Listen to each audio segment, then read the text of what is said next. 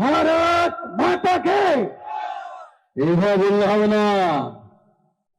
সামনে বড় লড়াই, সেই লড়াইয়ের জন্য আমরা কতটা প্রস্তুত সেইটা তৃণমূলকে দেখিয়ে বলতে হবে। ভারত মাতা কি। হ্যাঁ, আমরা দাপর যুগে কৃষ্ণকে পুজো করি, কিন্তু কলি যুগে দু চারটে কৃষ্ণ আছে রায়গঞ্জে, যাদের তো পুজো করা যায় না, তাদেরকেও জোরে করে শোনাতে হবে ভারত মাতা কি। এই কৃষ্ণ হচ্ছে মির্জাফর কৃষ্ণ। হ্যাঁ, আমাদের ভোটে জিতে ওপারে পালিয়ে গেছে, ভেবেছে বাজিবে। এবার আমরা এই উত্তর দিনাজপুর জেলার নেতৃত্বকে সামনে বসিয়ে আমি গ্যারান্টি দিয়ে যাচ্ছি, তৃণমূল কংগ্রেসের যদি দম থাকে কৃষ্ণ কল্যাণীকে টিকিট দিয়ে দেখাক, আমরা নাক খত দিয়ে হারানোর ব্যবস্থা এই রায়গঞ্জ থেকে করব। কি হবে তো?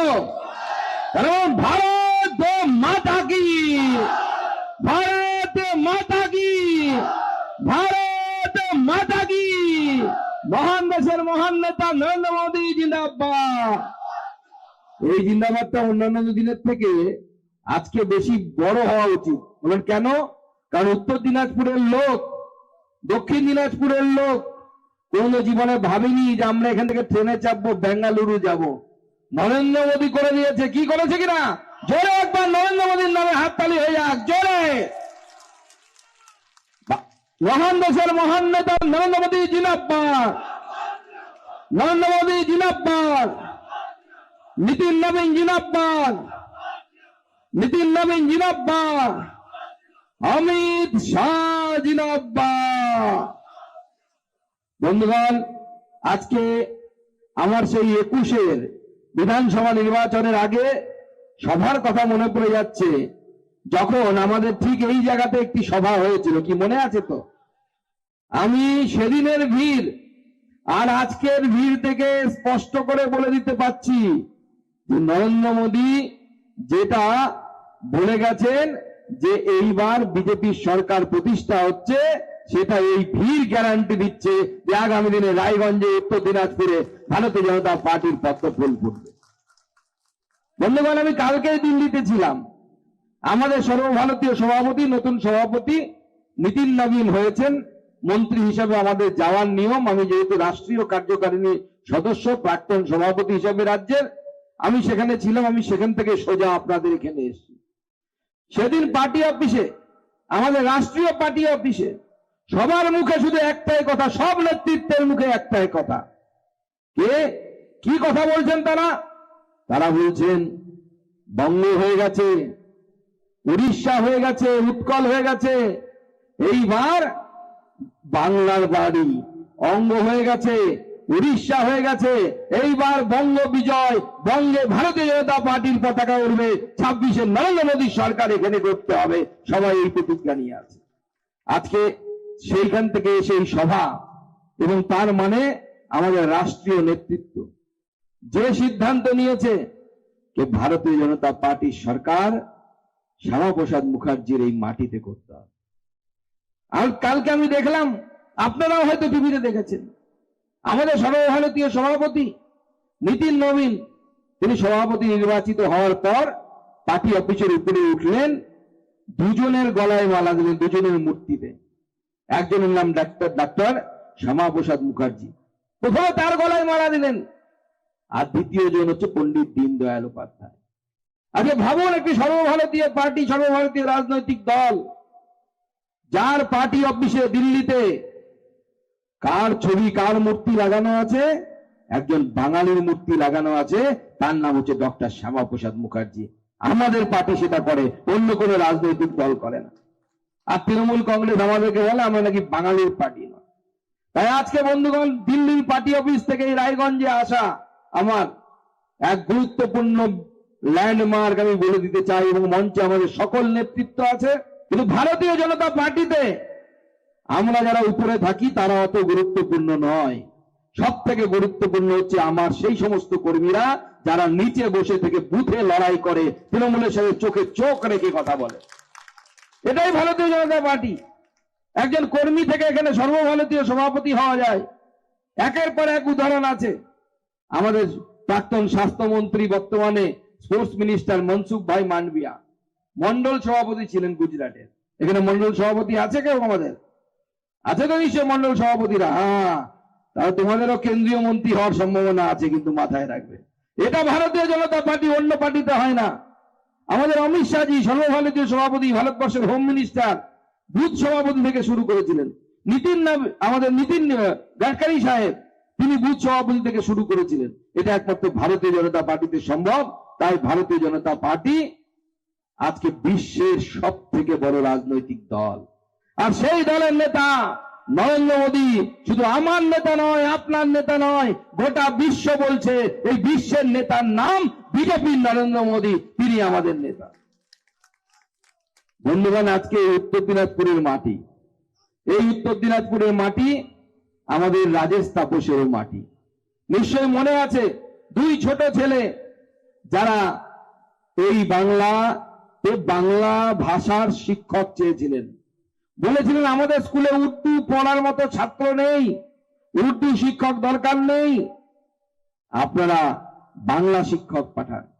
বাংলা ভাষার জন্য, বাংলা শিক্ষক চাওয়ার জন্য আমাদের দুই ভাই বুকে গুলি খেয়েছিল। তাদের মৃতদেহ তার বাবা মা দাহ করেনি, এখনো পুঁতে রাখা আছে। কেন? তদন্ত হবে, আমরা ছাড়ব না। আমাদের এই দুই ভাইকে যারা মৃত্যু দিয়েছে, যারা বুকের রক্ত নিয়েছে, প্রত্যেকটা রক্তবিন্দুর হিসাব যতক্ষণ না পর্যন্ত ভারতীয় জনতা পার্টি নিচ্ছে, আমরা থেমে থাকবো না, আমরা থামবো না, আমরা তাদেরকে জেলের ভিতরে ঢোকানোর ব্যবস্থা করব। আর আজকে সেই বাংলায় দিদিমণির পেয়ারের ভাই ববি হাকিম, তিনি বলছেন আমি স্বপ্ন দেখি এমন এক পশ্চিমবঙ্গের, যে পশ্চিমবঙ্গে 50% মানুষ, 50% মানুষ উর্দু ভাষায় কথা বলবে। ববি সাহেব, আপনার স্বপ্ন স্বপ্নই থেকে যাবে, এবং সেই স্বপ্ন আগামী দিনে ভারতীয় জনতা পার্টির হাতে দুঃস্বপ্নে পরিণত হবে। আপনি স্বপ্ন দেখতে ভয় পাবেন, সেই ব্যবস্থা ভারতীয় জনতা পার্টি করবে। আমরা ক্ষমা করব না। আপনারা যতই চেষ্টা করুন যে উর্দু ভাষার মানুষ 50% হয়ে যাবে, ভারতীয় জনতা পার্টি তার বিরুদ্ধে লড়াই করবে। বন্ধুগণ, সামনে ভোট 26-এর নির্বাচন কেন হয়? নির্বাচন হয় মুখ্যমন্ত্রী নির্বাচিত করার জন্য। ভারতের সংবিধান বলছে যে আমাদের কোন একটি রাজ্যের মুখ্যমন্ত্রী কে বাঁচবে, কে বাঁচতে পারে। আমি গিয়ে বাংলাদেশের প্রধানমন্ত্রী বাঁচতে পারবো কি? পারবো কি? আপনারা গিয়ে কোন আমেরিকার প্রেসিডেন্ট বানাতে পারবেন? পারবেন না। ভারতের নাগরিক, তিনি ভারতের মুখ্যমন্ত্রী, প্রধানমন্ত্রী কে হতে পারে? কোন একটি রাজ্যের মুখ্যমন্ত্রী বা কোন একটি দেশে, কোন দেশের, আমাদের এই দেশের প্রধানমন্ত্রী কে হতে পারে? সেটা শুধুমাত্র ভারতীয় নাগরিক পারে। নির্বাচন কমিশন এসআইআর বলেছে মুখ্যমন্ত্রী এবং তার দলবল মানুষকে কিভাবে ভুল বোঝাচ্ছে দেখুন। মানুষকে বলছে বাঙালিদের উপর অত্যাচার হচ্ছে। শুধু তো বাংলায় এসআইআর হচ্ছে এরকম নয়, ভারতবর্ষের এতগুলো রাজ্যে এসআইআর হচ্ছে। আমাদের এখানে তো মাত্র 58 লক্ষ নাম কাটা গেছে এখনো পর্যন্ত। বিজেপি শাসিত উত্তরপ্রদেশ 2 কোটি নাম বাদ গেছে। যদি নাম না থাকে তো বাদ যাবে, অসুবিধার কি আছে? তৃণমূল কংগ্রেস ভয় পাচ্ছে। ভয় কেন পাচ্ছে জানেন? ভয় পাচ্ছে এই জন্য, আপনাদের একটি বিধানসভার হিসাব আমি নিয়ে এসেছি। করণদিঘি আমরা গতবার 36,626 ভোটে হেরে গেছিলাম। শেষের দিকে গোজা মেরেছিল, আমাদের কাউন্টিং এ লোক ছিল না বলে, এতটা অরিজিনাল মার্জিন নয়। 36,000 ভোটে যদি আমরা হেরে থাকি, আমাদের জিততে গেলে দরকার হচ্ছে 18,000 ভোট। 18,000 প্লাস হলে পরেই আপনার 36,000 গ্যাপ মেকআপ হয়ে যাবে। এবার এসআইআর এখনো কমপ্লিট হয়নি। ওই যে 58 লক্ষ নাম বললাম, সেই 58 লক্ষ নামের মধ্যে কতগুলো নাম বাদ গেছে? আপনার করণদিঘি থেকে, বিধানসভা থেকে বাদ গেছে 21,245 নাম। তাহলে 18,000 আমাদের দরকার, বাদ চলে গেছে 21,000। দিদিমণি ভাবছে তেরা ক্যা হোগা রে কালিয়া। দিদিমণি ভয় পাবে না তো কে ভয় পাবে? দিদিমণিকে তো ভয় পেতেই হবে। শুধু ভয় পেলে হবে না, গানও করতে হবে। হরি হে দিন তো গেল, সন্ধ্যা হলো, তার করো আমারে। কি দিদিমণিকে গান গাওয়াবো তো আমরা, গান গাওয়াবো। আর উত্তর দিনাজপুরে যদি গান গাওয়াতে হয়, যাত্রা রায়গঞ্জ থেকে শুরু হবে। কংসবধ হয়েছিল ওই যুগে, এইবার আমরা মির্জাফর কৃষ্ণবধ করে এখান থেকে জয় যাত্রা শুরু করব। প্রার্থী যেই হোক, পার্টি যাকে প্রার্থী করবে, মনে রাখবেন কেউ নেই প্রার্থী, কলা গাছ প্রার্থী। আমাদের সবার সামনে আমাদের এই পদ্মফুল, এই পদ্মফুল হচ্ছে প্রার্থী। আমাদের এই পদ্মফুলকে ভোট দিয়ে জেতাতে হবে, সেইভাবে আমাদেরকে লড়াই করতে হবে, তবে আমরা কিন্তু সেই লড়াইয়ের সফলতা পাবো। আর নরেন্দ্র মোদীর নেতৃত্বে ভারতীয় জনতা পার্টির সরকার এখানে হবে, এবং নরেন্দ্র মোদী যেটা বলে গেছেন, পাল্টানো দরকার, চাই বিজেপির সরকার, পাল্টানো দরকার, চাই বিজেপির সরকার। মনে থাকো তো, আমি বলবো পাল্টানো দরকার, আপনারা বলবেন চাই বিজেপির সরকার। পাল্টানো দরকার, পাল্টানো দরকার, পাল্টানো দরকার। বন্ধুগণ, এই পাল্টানোতে আমরা যেমন গুরুত্বপূর্ণ ভূমিকা পালন করব, তার সাথে অন্যান্য বিরোধী দল যারা আছে, এখানে একটু হলেও কংগ্রেস টিম করে চলছে। মোহিত সেনগুপ্ত সাহেবের হাত ধরে কংগ্রেসটা টিম করে চলছে। আমি মোহিত দা সহ কংগ্রেসের যারা ভালো মানুষ আছেন, যারা ভাবছেন মমতা বন্দ্যোপাধ্যায়কে যারা সরাতে চান, যারা হারাতে চান, তাদেরকে বলি, নবান্নে গিয়ে ফিশ ফ্রাই আর কফি খেলে মমতা বন্দ্যোপাধ্যায় সরবে না। মমতা বন্দ্যোপাধ্যায়কে যদি সরাতে হয়, নরেন্দ্র মোদীর হাত ধরুন, আমাদের নিমাই কবিরাজের হাত ধরুন, আমাদের কার্তিক পালের হাত ধরুন, তবে সরবে এখান থেকে তৃণমূল কংগ্রেস, নচেত সরবে না। তাই মোহিতদাকে ঠিক করতে হবে যে নবান্নে গিয়ে বা এখানকার তৃণমূল কংগ্রেসের অফিসে গিয়ে ফিশ ফ্রাই আর চা কফি খাবেন, না বিজেপির সাথে কাঁধে কাঁধ মিলিয়ে লড়াই করে তৃণমূল কংগ্রেসকে বাংলা ছাড়া করবেন, এই সিদ্ধান্ত আপনাদেরকে নিতে হবে। আজকে আমি বলছিলাম যে গোটা দেশে 9টি রাজ্যে 3টি কেন্দ্রশাসিত অঞ্চলে এসআইআর হচ্ছে, কোথাও কোনো ঝামেলা নেই। পশ্চিমবঙ্গে দেখুন, কালকে আমাদের ফর্ম 7 জমা করতে গেছিল, গতকাল না গত পরশু, আমাদের নেতাদেরকে মেরেছে, অমিত শাহকে মেরেছে শুনলাম, কালিয়াগঞ্জে আমাদের কাউন্সিলর ওনার স্ত্রী, বিভিন্ন জায়গায় আমরা ফর্ম 7 জমা দিচ্ছি। ফর্ম 7-এ কি করা যায়? ধরুন আপনার পাশের বাড়ি বাংলাদেশ থেকে একজন লোক এলো, সে উদ্বাস্তু নয়, সে মুসলমান জাতিতে, কারণ উদ্বাস্তু হিন্দুদের আসার অধিকার আছে, সিএএ বলছে, নরেন্দ্র মোদী স্বয়ং বলে গেছে। আমি তার বক্তব্যকে পাথেয় করে আবার বলছি যে ভারতে যে সমস্ত উদ্বাস্তুরা এসেছেন, নবশূদ্র হোক, মতুয়া হোক, অন্যান্যরা যারা এসেছেন, তাদেরকে আমরা সিএএ এর মাধ্যমে নাগরিকত্ব দিচ্ছি, আগামী দিনেও দেব। মমতা বন্দ্যোপাধ্যায়ের ক্ষমতা থাকলে আটকে দেখা, কত বড় ক্ষমতা আমরা দেখতে চাই। আমি বলেছিলাম এখানে আমাদের রায়গঞ্জ বিশ্ববিদ্যালয়ের অধ্যাপক আছে, আমার সাথে মিছিলেও হেঁটেছেন, আমাদের বাবুলাল বালা, তিনি অ্যাপ্লাই করেছিলেন সিএ এর মাধ্যমে নাগরিকত্ব পাওয়ার জন্য। উনি আমাকে বলেছিলেন, দাদা দেখবেন আমি সিএ এর মাধ্যমে নাগরিকত্ব অ্যাপ্লাই করছি, আমার চাকরিটাকে নিয়ে টানাটানি যেন না করে।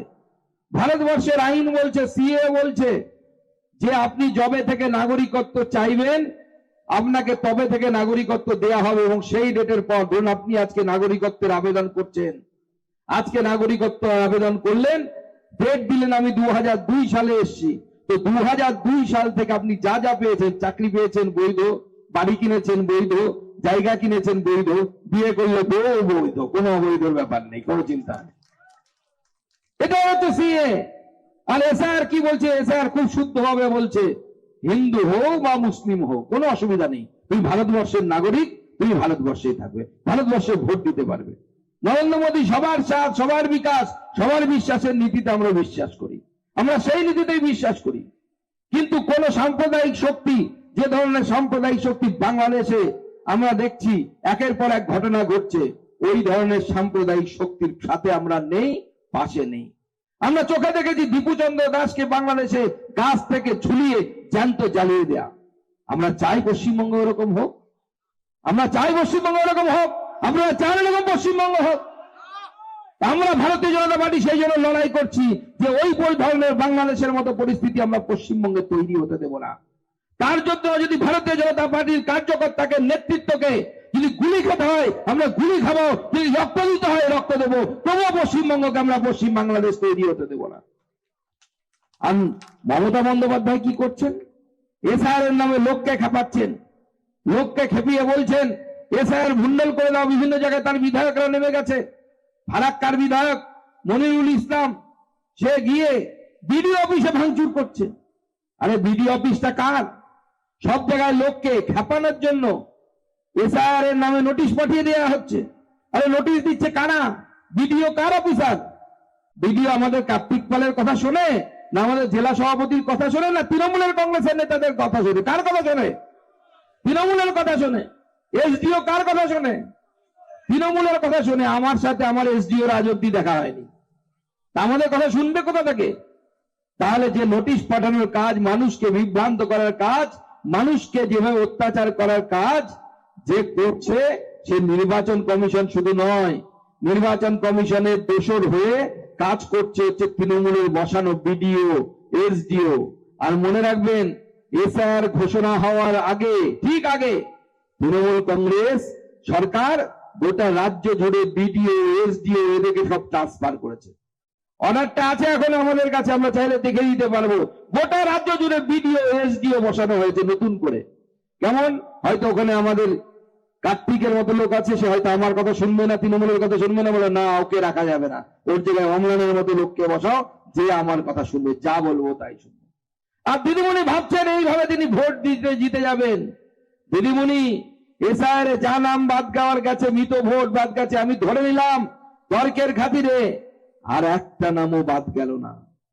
তবুও সুকান্ত মজুমদার এখানে দাঁড়িয়ে গ্যারান্টি দিয়ে যাচ্ছে যে 26-এর নির্বাচন তৃণমূলের বিসর্জন, কেউ আটকাতে পারবে না, কেউ আটকাতে পারবে না। আপনি আর আপনার ভাইপো ঘুরে বেড়াচ্ছেন, আপনার ভাইপো দৌড়চ্ছে বিভিন্ন জায়গায়, র্যাম্প বানিয়ে হাঁটছে, ফ্যাশন শো করছে, কোনো অসুবিধা নেই, করুন। বাংলায় কথা আছে না, 4 আনার ধনে পাতা তার আবার ক্যাশ মেমো। তো ভাইপোর অবস্থা এখন 4 আনার ধনে পাতা, তা সে আবার ক্যাশ মেমো নিয়ে ঘুরে বেড়াচ্ছে। ভিড় তো হচ্ছে না, পেছন থেকে লোক পালিয়ে যাচ্ছে, আর উল্টো বিজেপির নেতাদেরকে ধমকানো চমকানো হচ্ছে।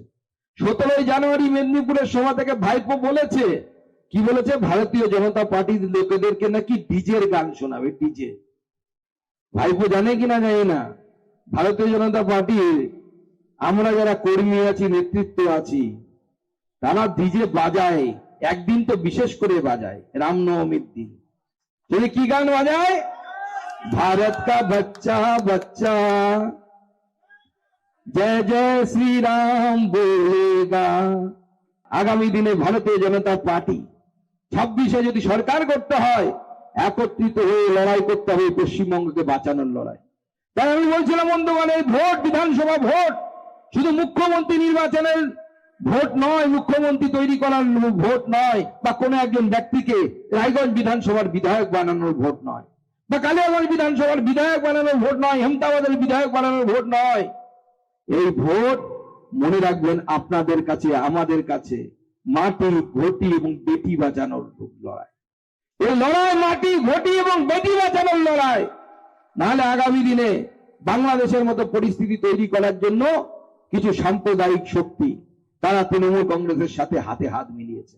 যারা কখনো ফারাক্কার বিধায়কের ভাঙচুর করে, যারা কখনো আপনাদের চোপড়াদের উপর, হিন্দুদের উপর 21-এ নির্বাচনের পর অসহ্য অত্যাচার করেছে, যারা চা বাগান দখল করে নিয়েছে, চা বাগান থেকে হিন্দু কর্মচারীদেরকে বের করে দিয়েছে, এবং বিজেপি করার অপরাধে তাদেরকে অপান্তেয় করে রেখেছে।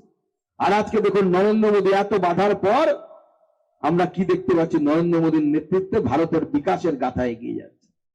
100 দিনের কাজ, যেটা এখানে পশ্চিমবঙ্গে তৃণমূল কংগ্রেসের চুরির জন্য বন্ধ হয়ে আছে।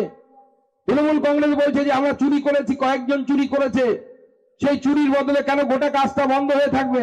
আমরাও চাইছি না বন্ধ হয়ে থাক। আমাদের বক্তব্য হচ্ছে, গুজরাটে একজন বিধায়কের ছেলেকে গুজরাট পুলিশ গ্রেপ্তার করেছিল, বিজেপির বিধায়কের ছেলেকে। কেন? 100 দিনের কাজে তার দুর্নীতি পাওয়া গেছে বলে। এটা যদি বিজেপি করতে পারে, তৃণমূল কেন করতে পারবে না? যে বিডিও, যে গ্রাম পঞ্চায়েত দুর্নীতি করেছে, তাদের বিরুদ্ধে এফআইআর কেন হবে না? তাদের বিরুদ্ধে দুর্নীতির বিচার কেন হবে না? দুর্নীতির বিচার করুন।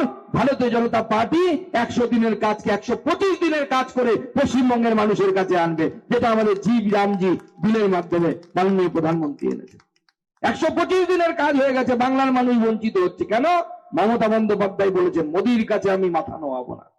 আরে মোদির কাছে মাথা নোয়াবেন কিনা আপনি ঠিক করুন। ভারতবর্ষের মানুষ নয়, গোটা পৃথিবীর নেতৃত্ব জানে। এই পৃথিবীকে নেতৃত্ব দেওয়ার মতো নেতা যদি কেউ থাকে তার নাম হচ্ছে নরেন্দ্র মোদী। আমরা নরেন্দ্র মোদীর ভক্ত। আমাদেরকে তৃণমূল কংগ্রেস বলে এরা দিল্লির দালাল। বলে আমরা দিল্লির দালাল না দাদা, আমরা গর্ব করে বলি আমরা 56 ইঞ্চি নরেন্দ্র মোদীর ভক্ত এবং আমাদেরকে হারানো কিন্তু শক্ত। আমরা নরেন্দ্র মোদীর ভক্ত।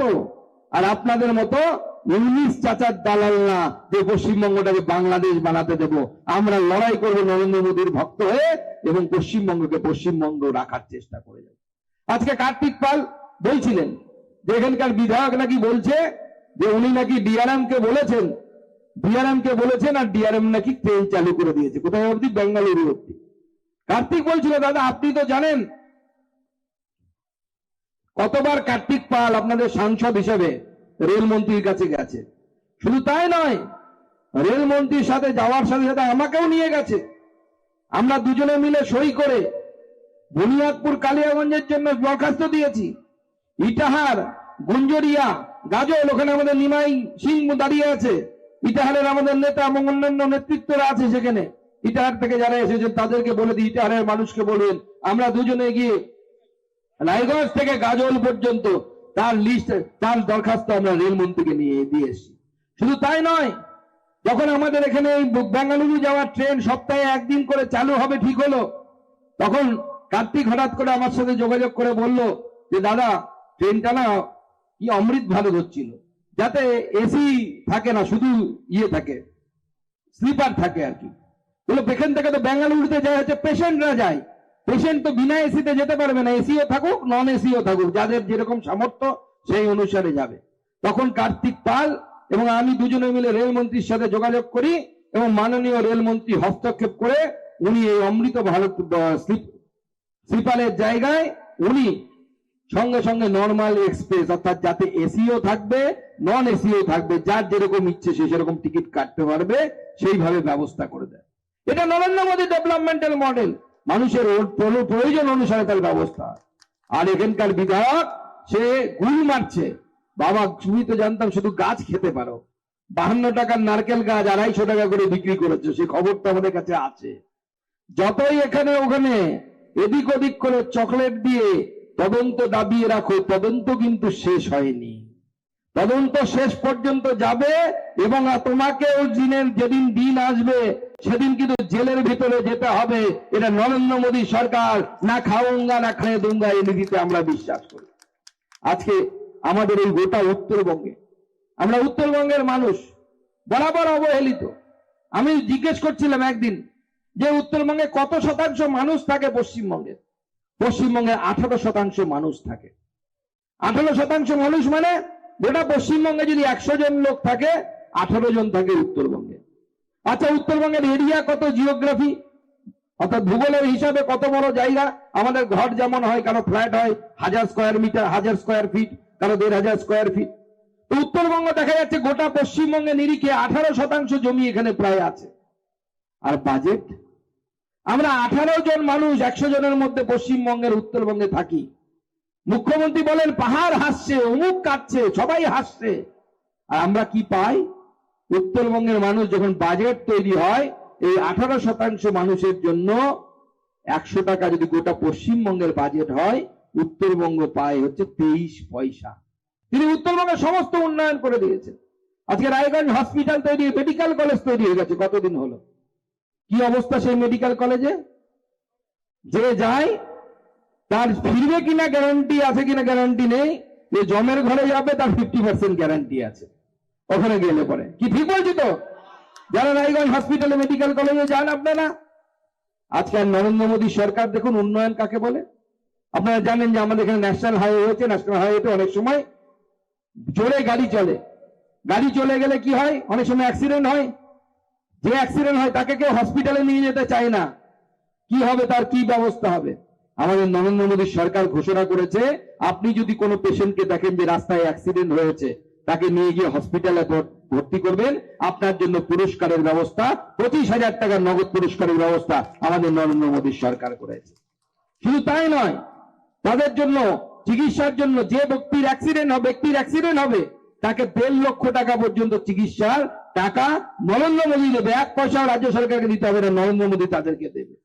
আর যদি বাই চান্স দুর্ভাগ্যবশত কারো অ্যাক্সিডেন্ট হয়ে কেউ মারা গেল, সেই পরিবারকে নরেন্দ্র মোদী 2 লক্ষ টাকা পাঠানোর ব্যবস্থা করবে। এইটা হচ্ছে নরেন্দ্র মোদীর উন্নয়নের ডেভেলপমেন্ট।